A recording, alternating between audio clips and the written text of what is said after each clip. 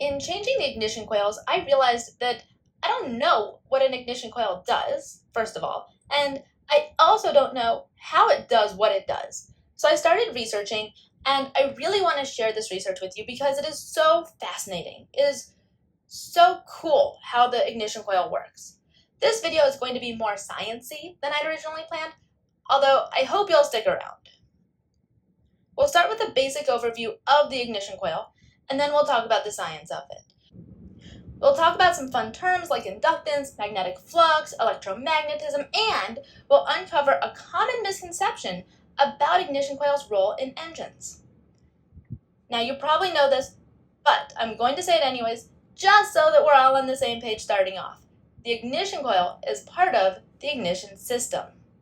Before we jump into the ignition system science, I want to correct a common misconception about ignition coils. And it's that an ignition coil is a capacitor, or basically a second battery. A capacitor is a device that stores electrical energy in an electric field. This may sound familiar, although by the end of the video, you'll know that the ignition coil is more than a two-terminal energy storage bank, and you can correct your gearhead friends when they're mistaken, just as I did. As a high-level overview, the ignition coil receives energy from the battery. It increases the energy through a process called electromagnetism, converting the energy to voltage from amperage. Through a process called mutual inductance, the ignition coil increases the volts by approximately 100 times before smoothing out the energy and sending it to the distributor. The distributor sends the energy to each spark plug and the spark ignites. If you're unsure about how the distributor works, head over to my distributor video. The process that the ignition coil goes through is pretty complex, and we'll get into it in a bit. For now, let's keep the main points in mind. The ignition coil acts as a middleman between the battery and the distributor. It's used to generate the high voltage needed by the spark plugs to create a spark. It does this through a process called electromagnetism. I'll break it down for you, but first, let's go over the parts of the ignition coil. The outer case, mine was red at one time, holds the components together. The top part is called the output terminal. The shorter terminals, called primary terminals, well, each one has a polarity, like a battery. There's a positive and a negative terminal, or a positive and a ground. Inside the case are two sets of coils, a primary and a secondary. The two coils are necessary for the mutual induction process. And finally, there's an iron core. The coils wrap the iron core, winding around and around. The structure helps concentrate and enhance the strength of the magnetic field and flux. The primary coil winds around the core approximately 200 times. The secondary coil winds around the core about 22,000 turns, which is about 100 times more than the primary coil. Both the primary coil and the secondary coil feed into the positive terminal.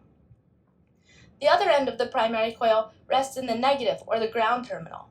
An easy way to remember this is the primary wind goes to the primary terminals. The other end of the secondary coil feeds into the output terminal, which has also been termed the high tension terminal and of course the secondary tower. Now that we know what we're looking at, let's talk about how all this works. As a quick review, the spark plugs need a high voltage in order to create a spark for combustion to occur and the motor to start. The ignition coils harness the relationship between the electricity and magnetism to create that high voltage. The voltage is delivered by the distributor. Since my truck has two distributors, it needs two ignition coils. See how it all fits together? Back to the ignition coil. The battery sends energy to the ignition coil. The energy arrives in the form of an electric current. So the coil acts like an electrical conductor. As energy flows through the conductor, in this case the coil, it creates a magnetic flux. The magnetic flux is basically an energy bank that can be transformed back into electricity. When the electric current is switched on, the current flow quickly increases to its maximum value. At the same time, the magnetic flux, which some people refer to it as a flux or a field or magnetic field, all of which is accurate. Magnetic flux, though, is the precise term for this. So at the same time, the magnetic flux continues to grow to its maximum strength. When the electric current is stable, the magnetic flux will also stabilize. This happens so quickly it seems instantaneous. Then, when the current is switched off, the magnetic field will collapse back toward the coil of wire. The magnetic field builds and shrinks as needed. Let's pause just for a moment. I want to clarify where the magnetic field comes from, since it doesn't just magically appear. The magnetic field is first created when the truck, or any vehicle really, when the vehicle's electrical system sends about 12 volts from the battery to the ignition coil's primary winding. For the ignition coil to function properly, it needs to be able to generate the right amount of energy, and the magnetic field needs to strengthen accordingly. Let me say that a little differently. The ignition coil uses a changing magnetic field to induce an electric current from energy. There are two aspects that impact the strength of the magnetic field. The first is increasing the current applied to the coil, and the second is increasing the number of windings or turns in each coil. Let's talk about that second factor, increasing the number of turns in each coil. When a magnetic field touches an unprotected wire, or a wire is exposed to a magnetic field and the magnetic field moves or changes, it creates an electric current in the wire. This process is called inductance. In other words, inductance is caused by the magnetic field that's generated by electric current flowing with an electric circuit. This is kind of cool.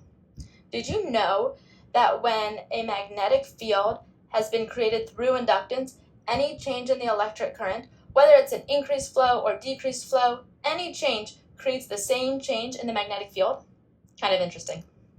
Well, by that logic, when the electric field is switched off, the magnetic field stops. To stop, it collapses in on itself.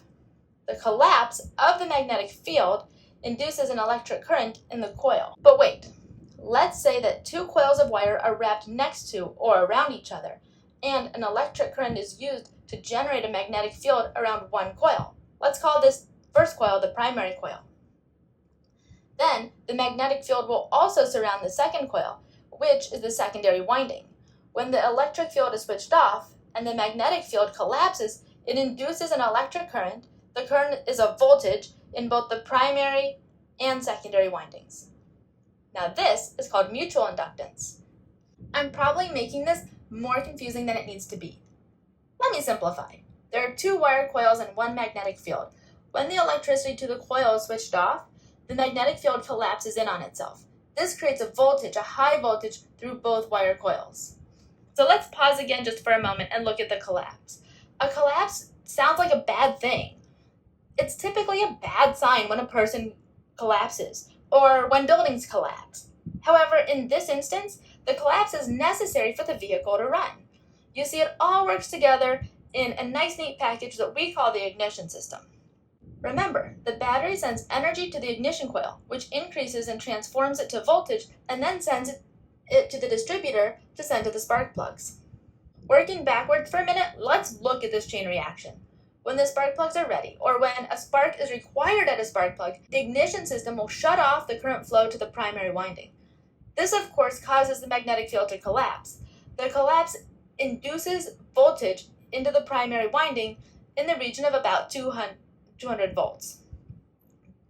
But the voltage induced into the secondary winding will be about 100 times greater, or 20,000 volts. Combining the effects of mutual inductance and by using a secondary winding with 100 times more turns than the primary coil, the ignition coil can generate a very high voltage from just a 12-volt battery. If this were a math equation, it would look like this. Effects of mutual inductance plus secondary winding transforms a 12-volt supply to a very high voltage. Or, the effects of mutual inductance plus secondary winding yields a very high voltage from a 12-volt supply. It's a good thing I'm not a mathematician. I'll stay in my lane here with the fire truck. Anyhow, this process where we change low voltage to high voltage is called transformer action. So if you're wondering how this is efficient, well, I can tell you that part of the reason is because of the iron core. The primary and secondary windings wrap around the iron core. The core helps concentrate and augment the strength of the magnetic field and magnetic flux. And as you can tell, all three components inside this outer case are essential. Are you following this?